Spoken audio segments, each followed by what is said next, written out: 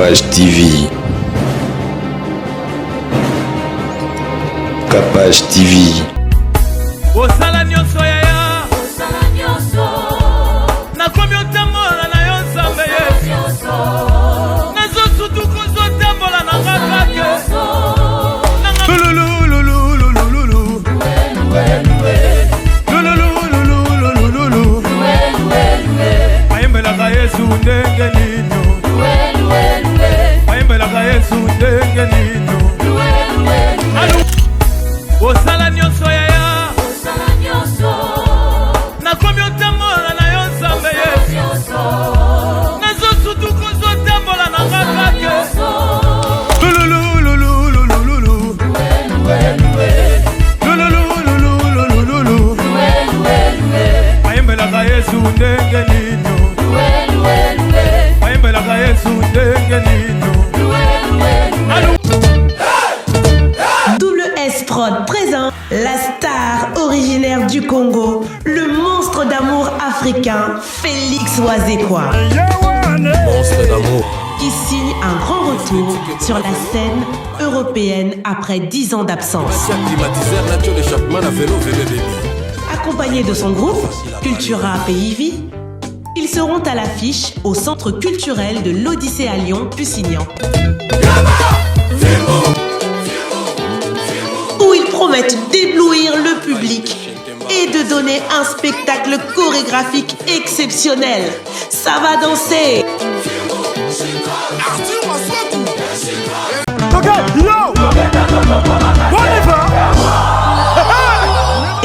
Événement. Double S Prod présente le maestro Fabregas, le Métis Noir, livrera pour la première fois en Europe un grand concert le samedi 13 novembre 2021 à la salle prestigieuse du Double Mixte à Lyon, Villeurbanne. Accompagné de son groupe Villanova, ils promettent un spectacle immense. Mon général Kassongo, mon colonel, mon bébé. Les vents.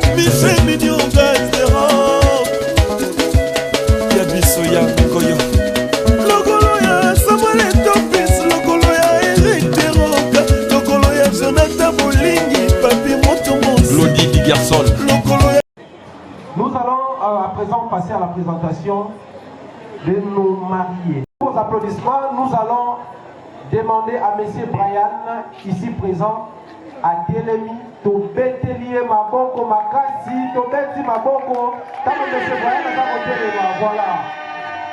Tobeti Maboko, la ligne Kamilolo. Le bel homme présent, ici devant, c'est lui qui a réussi. C'est lui qui a Panzou Odou Brian. Tobetelier Maboko Makasi. Pona oya sali mobali ezali kaka te olakisaka biso oyo zali mais ezali construire vie na yo dessiner avenir na yo. C'est ce qu'il a fait ce soir. Voilà pourquoi ils ont mérité le coup. Mais qui est M. Panzou Brian? M. Panzou Brian est fils de papa Panzou René, qui n'est pas avec nous ici malheureusement. Il est en France, à Paris, là où il nous suit. Tout essayer merci. Pour voter la biso mobali kitoko mayele pe mobali déterminé. Voilà pourquoi to sarali awa. Mayele surtout mingi. Quand on y en wana. Alors également il est fils de papa Panzou et de maman Lubondo Denise. Maman n'est plus avec nous. Et si Antika biso moi Mikolo mingi, moi Bambula mingi. Alors pour rendre hommage à cette femme de distinction, non seulement à Botaki, mais à celle qui en sorte de tester à moi nous allons nous lever et observer une petite minute à l'honneur de la mémoire de notre maman.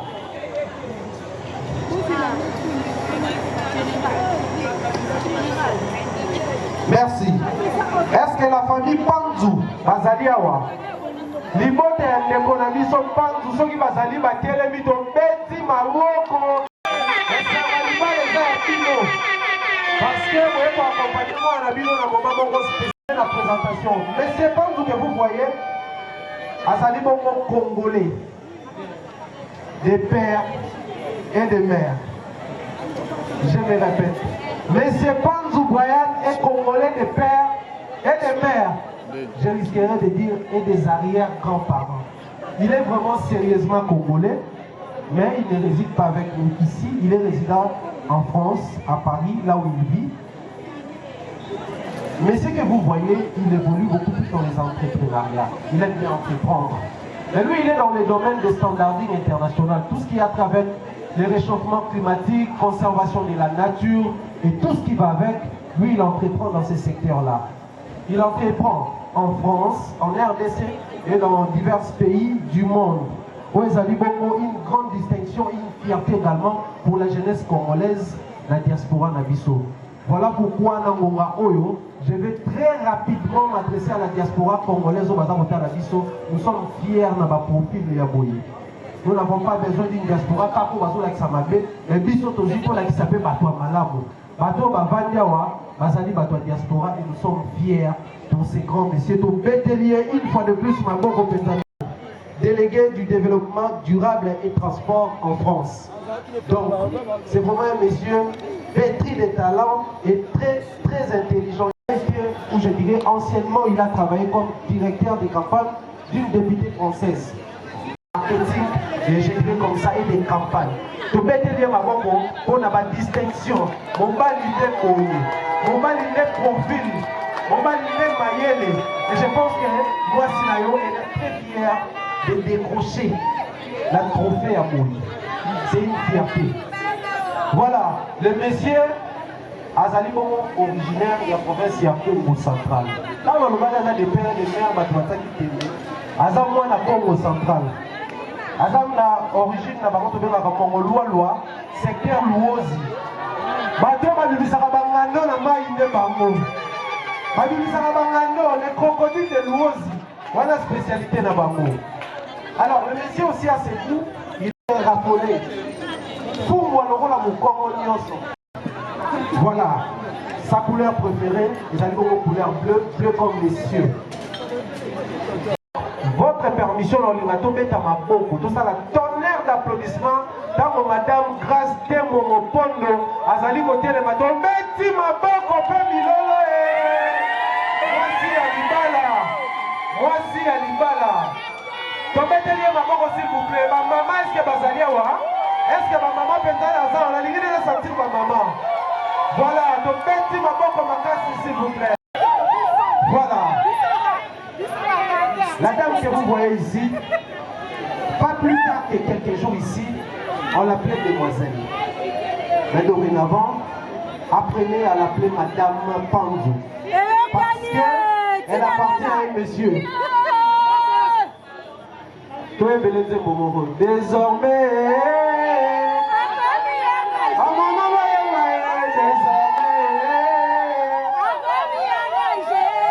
Grâce Démon dorénavant a commis engagé. Son prénom, il s'appelle Démon Mopondo Grâce. Les intimes l'appellent passeport rouge et queen avec beaucoup de sobriquets autour. Dorénavant, Tolomoni Baladona, Tolomoni passeport rouge, Tolomoni de queen, Tolomoni Gobengayo, Madame Panzou. Madame Panzou, ça te va à merveille, madame. Voilà, et c'est mon ami Soisali à non. Cette dame que vous voyez, elle a su gérer son nom, avancer avec lui jusqu'à ce que ton homme à un niveau haut. Grâce Temo, elle est originaire de, bon, je dirais province de l'Équateur, bien que le lieu comment mentionné. Nazali Mongal à l'Équateur, bon Kanamaro Lissala, Yazali Mongo Ngombe. Est-ce que Bangala Mazawa? Non, il fallait que Bangala Mazawa. Que Bangala manifestez-vous. Manifestez-vous, Mazawa. Voilà la bilonde à Bali. Voilà la bilonde à Bali. Je pense que maman Zaliawa. Je pense que maman Zaliawa. Non, on a les liens à maman. S'il vous plaît, ceux qui maman a la biso, tout le monde a maman quand on pète la yé ma bongo, on a dit ça y est un double honneur. Maman y a rattrapé ça un double honneur. Voilà. Maman Mokono, Tobeteli, Maman Maboko. Voyez-moi cette ressemblance. Voyez-moi comment maman ressemble à sa fille. Voyez cette maman, comment elle est joyeuse, comment elle est joviale et heureuse de faire épouser et marier sa fille. Tobeteli, Maman Komakasi, voilà.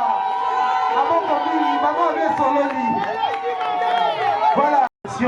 Parce qu'à passe à Kangomane, Mingi na Losambo.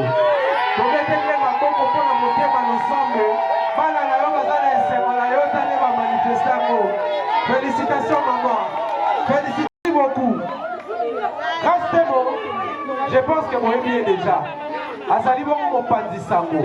Elle est chronique, ça s'appelle thème officiel. Ici là on peut voir la exclusivité la biso. Mais aussi grâce à vous, a évolué dans l'entrepreneuriat. Azali pour entreprendre dans le domaine de voilà. Pour nous, au terme de santé, attends, pourquoi il s'agit de sa couleur préférée, c'est la couleur noire. Parce qu'elle supportera à gérer la maman.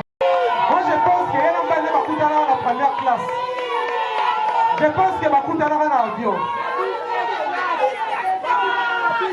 On aurait appris même que maman on surnommait Datika avion à défaut. Madame va reprendre sa place sous nos applaudissements s'il vous plaît.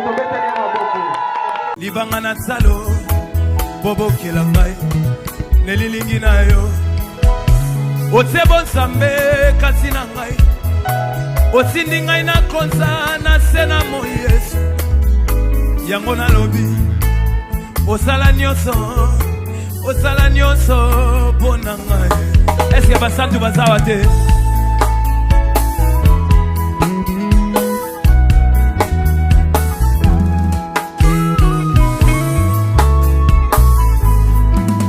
Eloko nini te basalaki yo babetsaki yo bafingaki yo kuna ne kulusu yo ndimi kufa Yesu basete na maboko likonga na mopanzi tout est accompli pour nanga omemela nga elonga Yesu na ngai odipa osala nyonso pona libota na ngai osala nyonso pona bansela na nga za osala nyonso est-ce que milolo ezawa te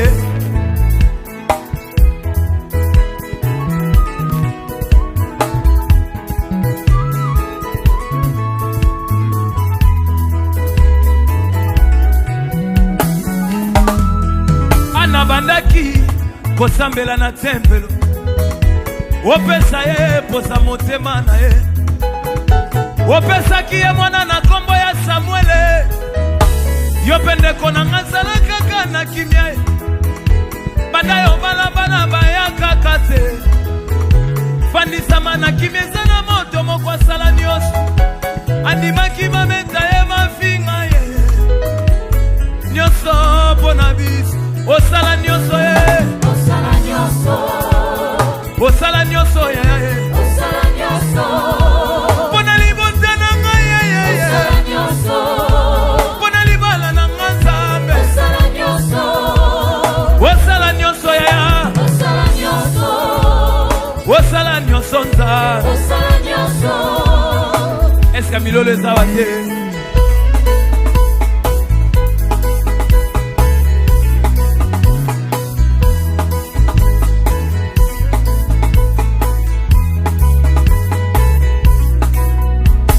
osala nyonso yaya nakomi otambola na yo Nzambe Yesu nazosutu kozotambola na nga kake nanga moko nakomi okamwe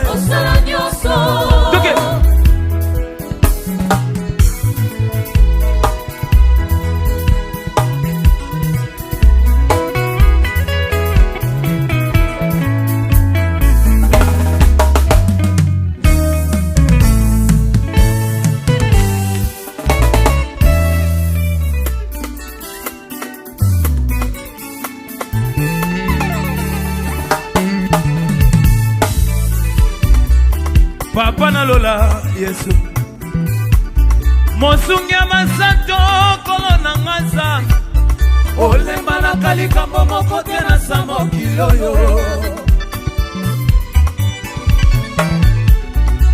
Papa na lola Yesu malamu Mosungi masanto kolona ngae Olemba na kalika moko tena samo kiloyo Eloko moko te Yesu elekelaka yo Eloko moko te Yesu elekelaka yo Namona bato bazwa te lelo bakoma na boswi Na kompani na yo osakaka kopesa bato misala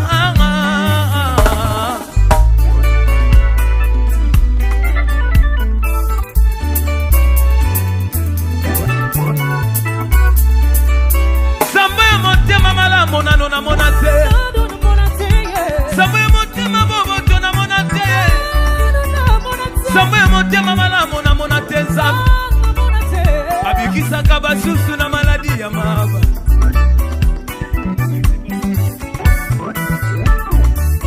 Samba motema malamu nano na monate Samba motema moloto na monate Abikisaka basusu na maladi ya maba Abikisaka basusu na maladi ya kansere Yebisanga monena likambo na yo na lakisa yo Samba biyano Osana nyoso nzambe Osana nyoso nzambe Olemba na kalikambo moko tena sambo kiloyo Eli eli Oko kisa nyoso ne kulusu pona nzambe Osana nyoso nzambe Osana nyoso nzambe Osana nyoso nzambe Olemba na kalikambo moko tena sambo kiloyo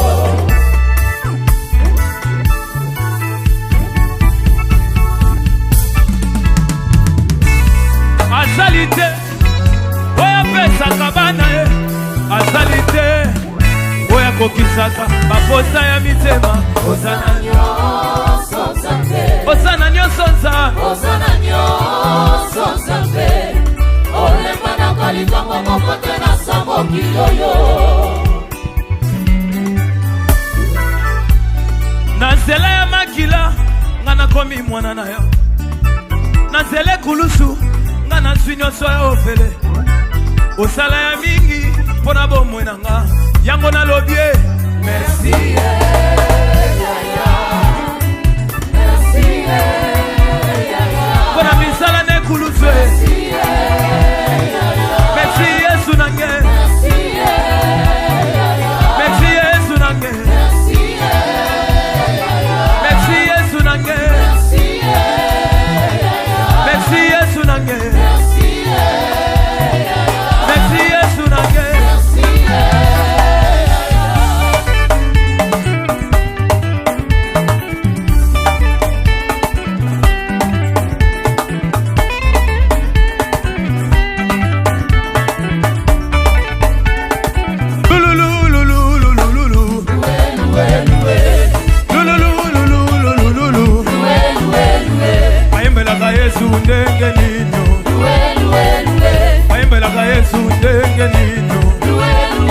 Aluwe Yesu na maboko na ye Luwe Yesu na loketo na ye Aluwe Yesu na makolo na ye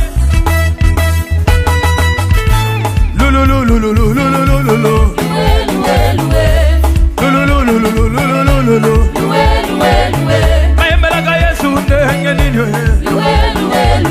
Bakufate, bakufate, lelele Bakufate, bakufate, lelele Bakufate, bakufate, lelele Tala banguna na mazambe Batela nga mitambona Batela nyonso na leka Likolo ya mokilo ya bani Nite ya Mokolo ya mokilo ya bani Ya Yesu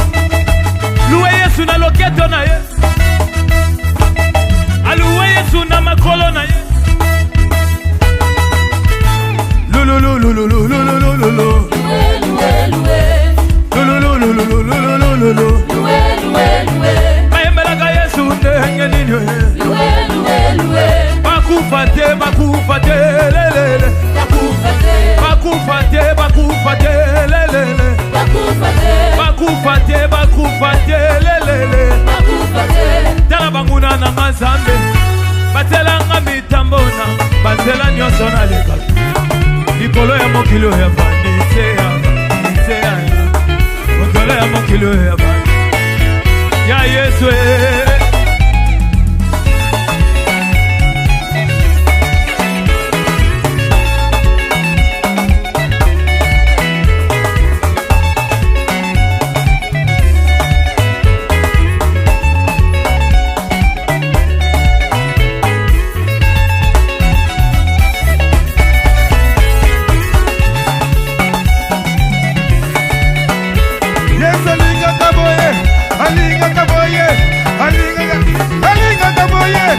katika pesa TV boyebi ser na ngai bien boye yazaka bakota ba state ye kuna partout so bobengi ye pona masolo ya service traiteur katika pesa za wana aza pe na chaîne na ya télévision katika pesa TV ba onyoso balingaka pena balambela bango bien na ba fête ye a se déplaçaka bomona ka service traiteur moko ebonga etonda ya soin kuna mibi bazara te o ba jemoro boete za la raté ba prix abordable et surtout so bobengi bobisi de la part de site ya Rapachi Total qui spot en tout cas en retour ba prix pour ba service traiteur na bino fête ya mariage collation de grade académique anniversaire katika pesa za wana bobenga na ba numéro o to tchewana boyoke na ba page na nyoso et puis bo s'abonner na chaîne na ye katika pesa TV boza la décité voilà.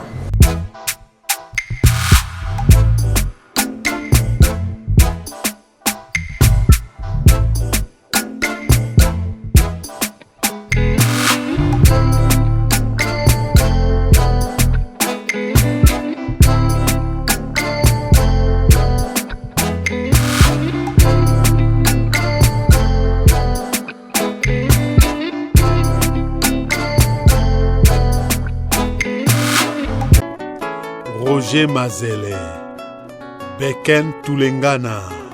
Abonnez-vous massivement sur la page officielle de notre grand-père Bozi Boziana. Les enfants de Boïka, Keren Morgan, Kiara Angelica Kaili. Suivez l'extrait du clip chanté par grand-père Bozi Boziana en featuring avec Bourron Pela. Allez Boïka humanisme, allez Boïka humanisme, businessman. Au sommet de la montagne, Alain Boïka, na songe angomba Boïka. Liokaba des fouilles, Alain Boïka, l'amour, la bonté et la compassion. Alain Boïka, ozali bon. Bourreau, Okofinir vina yo na paradis. Mpela, Pour changer de vie, zaleli no Boïka. Et nos biens se fait toujours reconnaître. Na bizaleli, na ba comportement. Boïka bandana koma na le Boïka, nazwa la transformation dans ma vie quotidienne.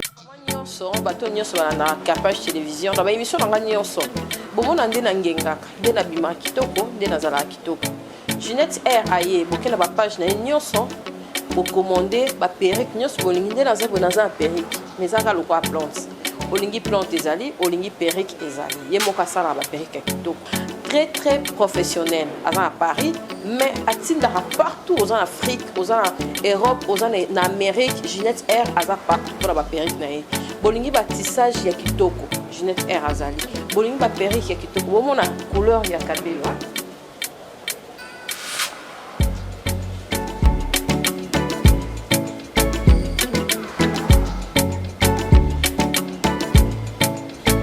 bomoni couleur ya kabelo kitoko makasi bomoni pe on a défilé na mo kitoko makasi Ginette R très formidable numéro est dans la simple au bien ka Ginette Sumbu de ma part aux huiles au commandé boucle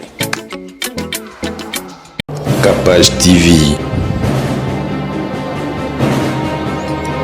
Capage TV.